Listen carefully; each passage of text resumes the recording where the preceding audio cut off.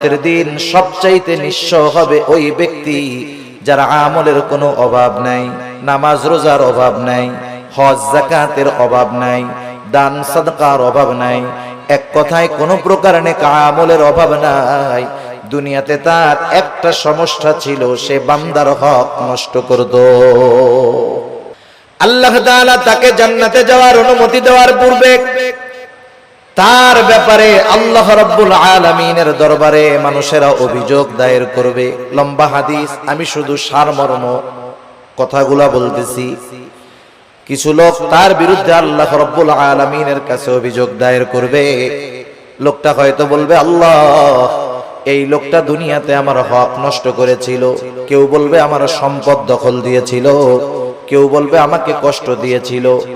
এক কথায় আমার হক নষ্ট করেছিল। আল্লাহ, দুনিয়ার ভিতরে আমি দুর্বল থাকার কারণে আমি ন্যায় বিচার পাই নাই। দুনিয়াতে আমি মাজলুম ছিলাম। আয় আল্লাহ, আজকের দিন আমি কি ন্যায় বিচার পাবো না? আল্লাহ রাব্বুল আলামিন তার অভিযোগ গ্রহণ করবে। এবার ওই পাহাড় পরিমাণ নেকের মালিককে বলা হবে, তোমার ব্যাপারে যে অভিযোগ দায়ের করা হলো সত্য নাকি? সে মিথ্যা কথা বলার কোনো উপায় নাই, স্বীকার যেতে সে বাধ্য। সে বলবে, হ্যাঁ, দুনিয়াতে আমি তার এই হক নষ্ট করেছি। আল্লাহ তাআলা বলবে, দাও, তার হকটা আদায় করে দাও। বলেন তো, দুনিয়াতে কেউ যদি কারো জমি জোর করে দখল দেয়, কিয়ামতের দিন জমি দেওয়ার কোনো অবস্থা আছে নাকি?